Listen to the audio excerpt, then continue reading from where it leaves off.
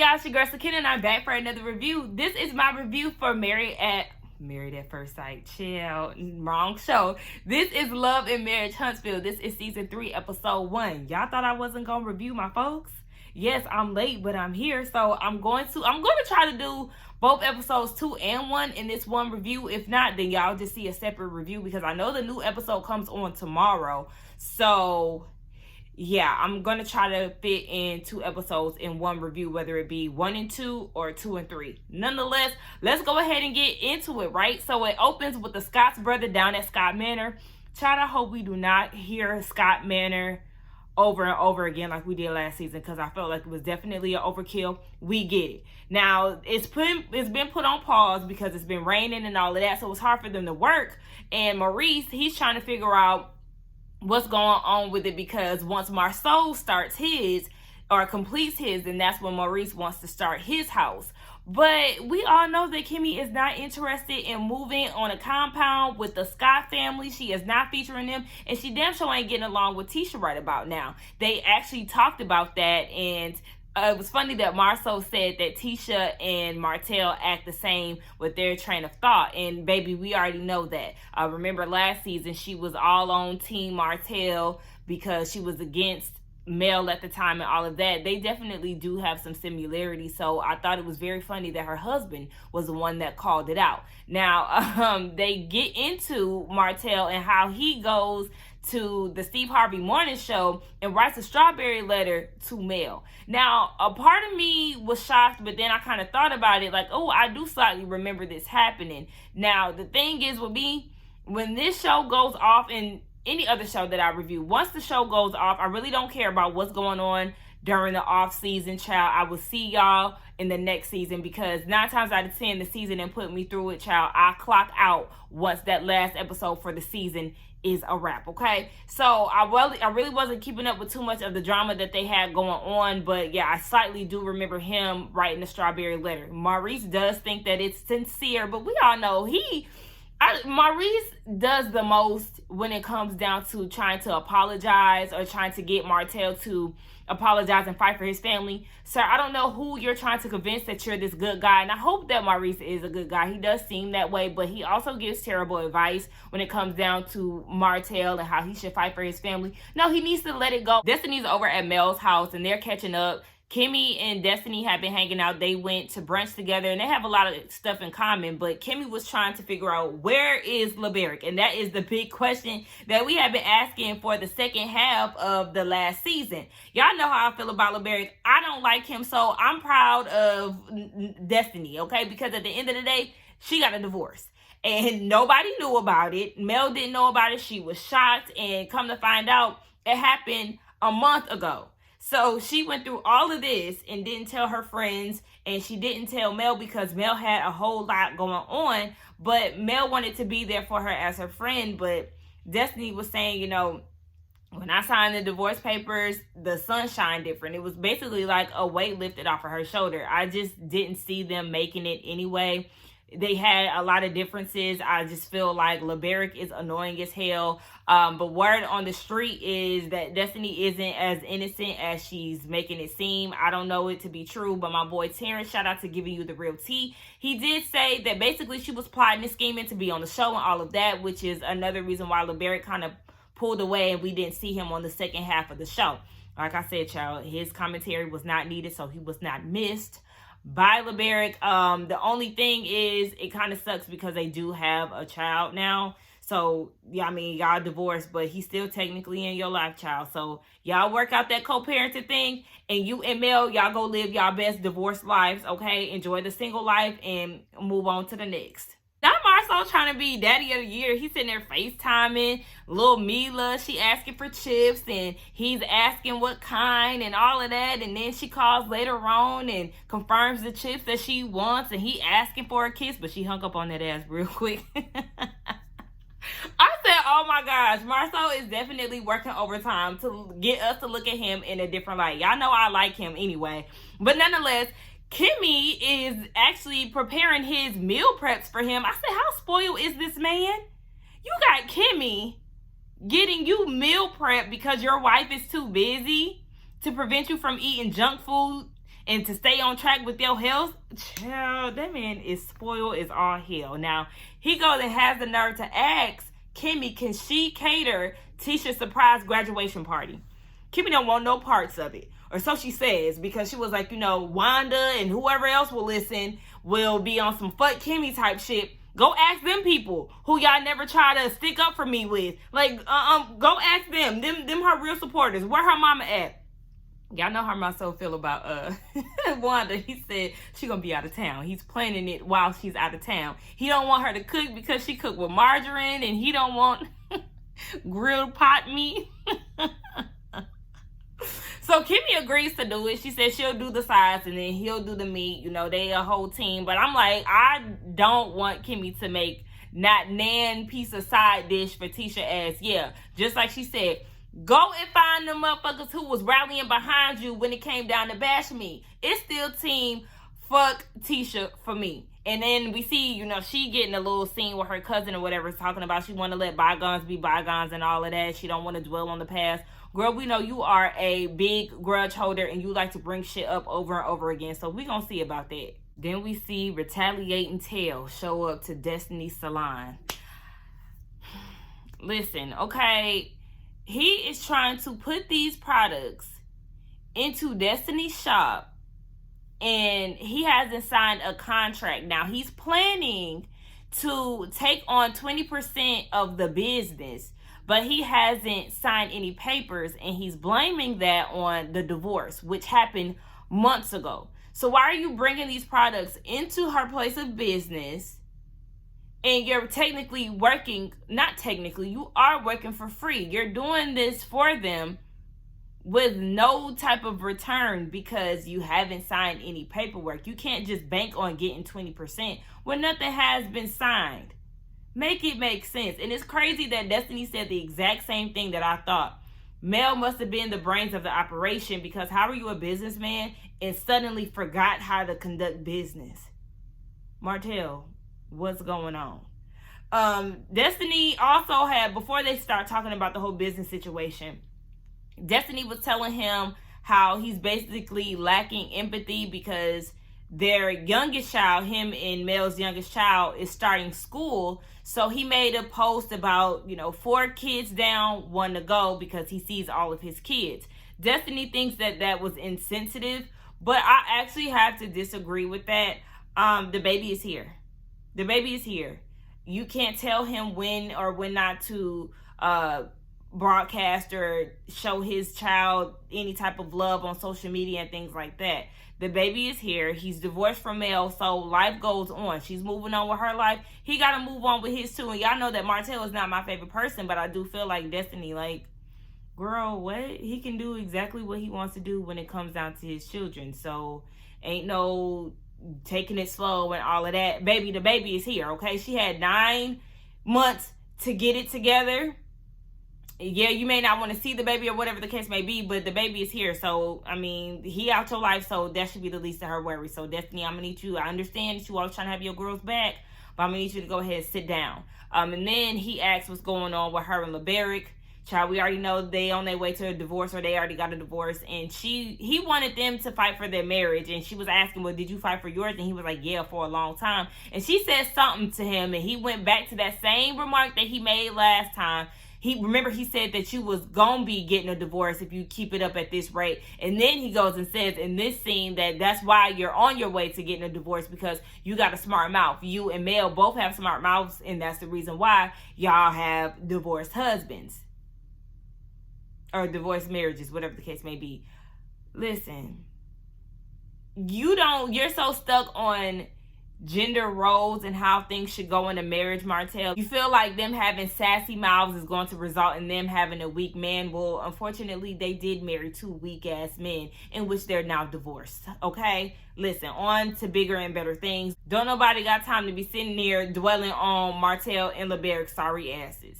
Mel is at the new Melody S. Holt Incorporated office that she turned into her new workspace from Holt & Holt, so I have to get used to not saying Holt & Holt. But nonetheless, she's on a conference call with some of her teammates, and they're trying to do an HBCU tour because she has charted, I think she said on the R&B charts at 5 for her song that she made for Martell. Remember that song? We ain't even gotta speak for real, just when you wanna see the kids.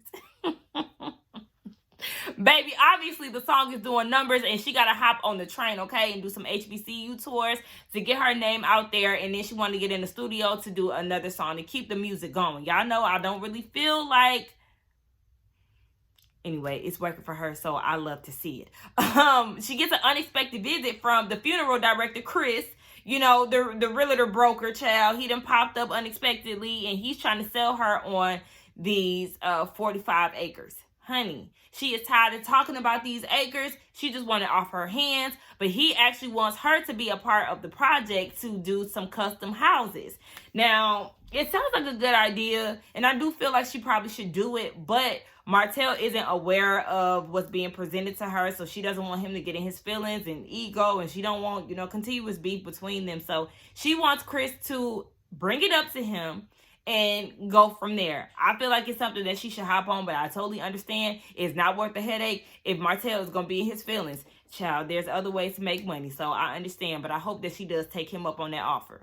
Baby, do not play with Kimmy, okay? She is not the one. They down there at Tisha's celebration for her graduation, and honey, them cousins and that brother talking about difficulties. I said difficulties. Why did you enunciate it so hard? Okay, Tisha brother.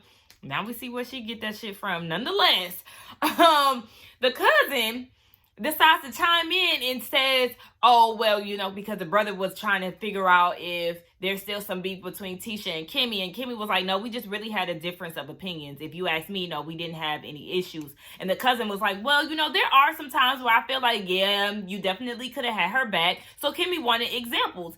And it was the reunion when they were asking, do they talk about Mel? And Tisha said no. Kimmy said yes. Your cousin a liar. So what? I'm supposed to back up your lie when I know it's on film and I know that we have been talking about her? Yes, I'm going to be honest about it. Cameras down or not. Yes, we were talking about her. It's not my fault that she took it upon herself to lie. Like, cousin, what are you talking about? And I love when Kimmy said, okay, so what would you have said? Okay? What would it have been? And she's talking about some, well, I commend you for being honest. So I'll save all of that. Yeah, what would you have liked for me to say? I ain't going to say it, but what would you have said in that situation, Miss Cousin, since you got so much to say? She was probably one of them who was bashing Kimmy. That's probably why she getting right back with her ass. Baby, this graduation party is getting very empty. Very not set up all the way. But nonetheless, Marceau gifted her with a presidential rollie. Okay, do your thing. Oh yeah, and back to that cousin. That cousin ain't have nothing to say when Kimmy had got her together. She just felt like, oh yeah, well, I just felt like maybe you should have just tried to stay out of it. And Kimmy had to clear her ass. Okay, bitch, do y'all get on Tisha the way y'all trying to come for me? All of this could have been different had she said yes instead of lying, okay? All of this could have been different. So y'all need to hold her accountable and get the hell up out my face. Hello? That's why she will forever be my favorite, because she do not take shit from nobody.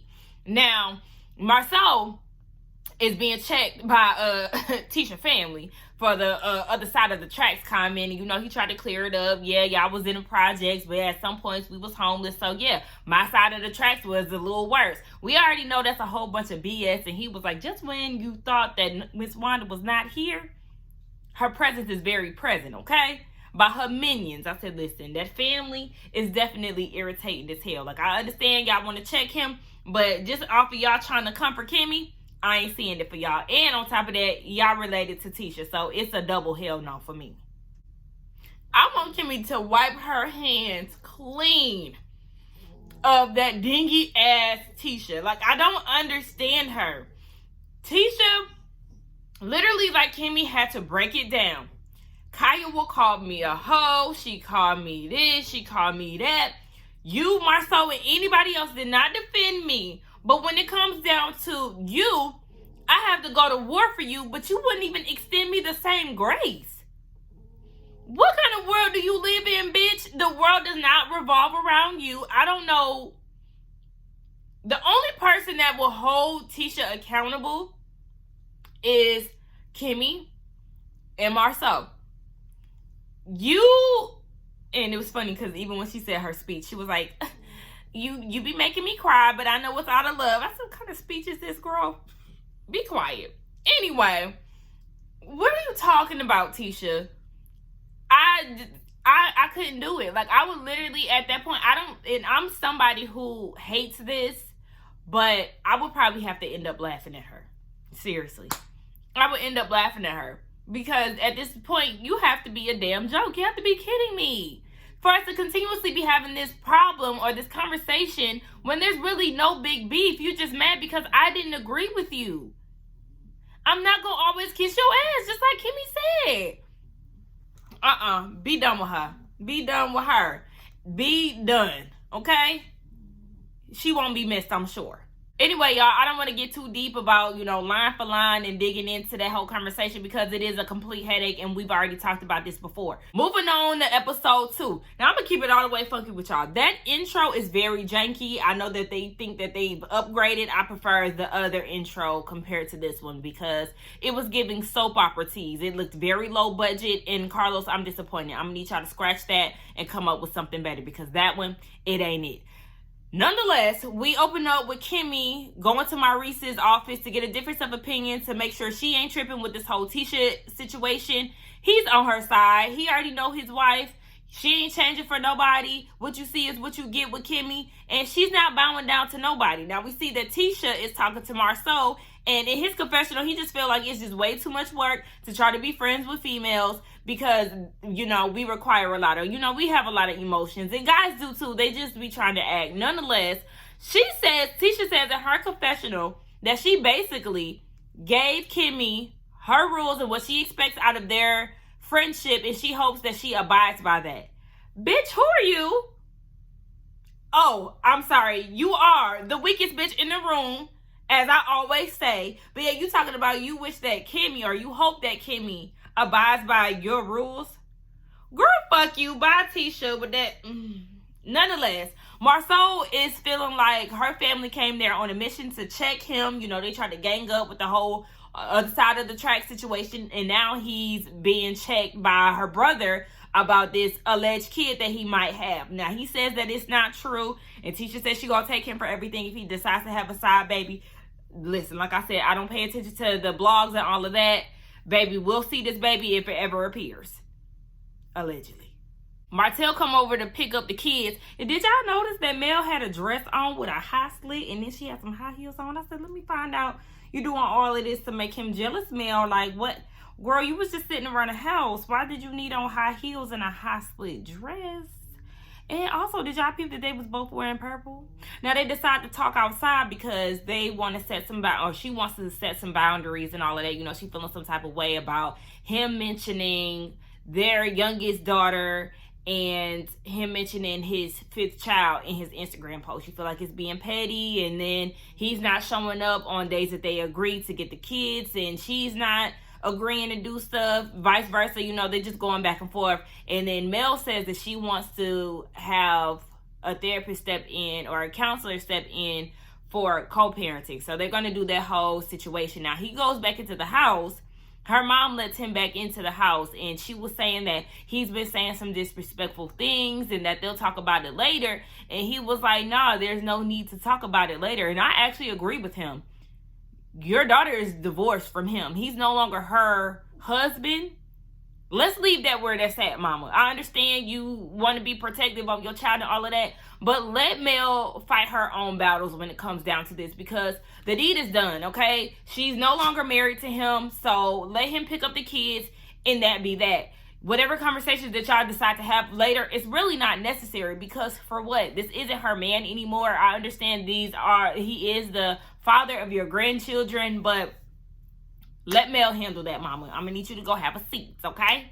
Kiowa wants to have a conversation with Kimmy and Maurice, especially because last time they had a conversation, it really didn't go too well. The reunion, Kiowa was on some BS and Kimmy was not featuring her. Maurice is very awkward, and Kimmy even said that he doesn't make a point to let Kiowa know that she's in the room, especially in regards to Monster. Like, yeah, she is the stepmom, so she is with him more often than Kiowa is at this point. So yeah, let her be included in these conversations, because she is essentially a part of taking care of her son while Kiowa is in a whole nother state. So yeah, I didn't like the comment that he said, "Oh, you're inviting us to neutral grounds," like, you know, basically trying to make the conversation uncomfortable. Like, look, Maurice, I'm gonna need you to shut up and just go along with the whole situation so it can be a positive outcome. Mel's friend comes over. I don't even remember her name. I just know that they've been friends for 7 years. She's a busy woman too. They met on the Chamber of Commerce, and they're friends, okay? She's newly married. She was divorced in the past and all of that. Mel has a lot on her plate, you know, being this new single mom. She has her own businesses, you know, she's now a performer and all of that. So she's looking for some interns, and her friend gonna help her. And then she wants her friends to meet the group of girls. So she's invited her friends to Destiny's birthday event. Don't invite, let me tell y'all something. And I've said this in previous reviews. Do not invite somebody somewhere without my approval. I don't even want you to run it by that person until you run it by me, because I don't want you to get that person's hopes up, because I'm liable to say no, especially if it's in reference to my birthday. Baby.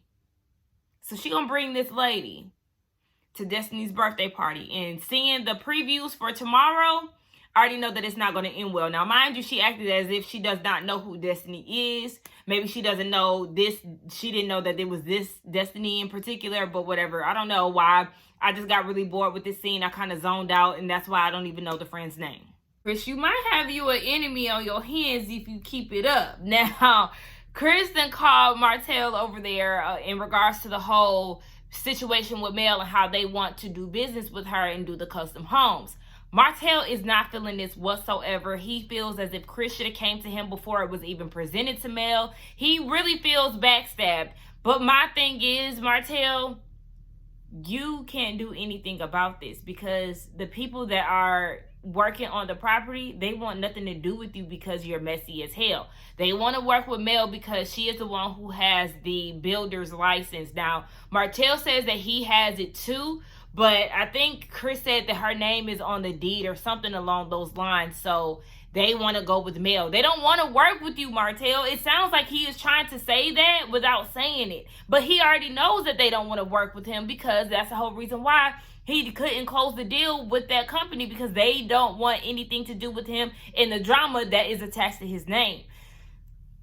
Martell, this is just, I mean, at least Chris trying to keep it in the family and trying to work with your ex-wife, and yet he trying to get a piece of the pie too, trying to get his builder's license. Look, business is business. It's strictly financial. And Chris is trying to tell him, you got business and friendship intertwined, and I'm going to need you to realize that, no, this is just business, baby. But see, this is what happens when you start fucking up the money, Martell. Blame nobody but yourself on this one. Sorry, not.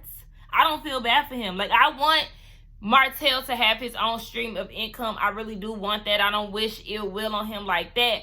But every consequence has an action. Okay, baby. Look, trying to give life lessons and shit and saying it backwards. Every action has a consequence, okay? Zine. And being the damn sap that I am, here I am tearing up watching Martell and Mel in this co-parenting session. I feel for him because this is a big adjustment for him. You know, like he said, this is something where when he gets his kids, it's very hard for him now because he's not in the financial state that he was in before. So he always does a lot with his kids, but now, since the divorce, you know, he's lost business deals and all of that. He can't really do the same things that he did before, but I do feel like he needs to understand that your presence is more important than, you know, you taking them down to Urban Air, Sky Zone, or wherever the case may be.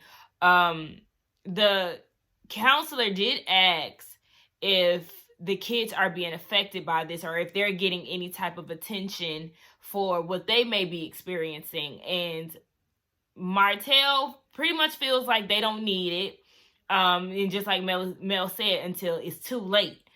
Then she broke it down per kid. She said, you know, the oldest one is very reserved. And remember, she expressed that last time. She said that Boss Baby, she wrote a song about breaking a heart. You know, she's only 5 years old. So that's definitely eye-opening. And when it comes down to Martell, Jordan.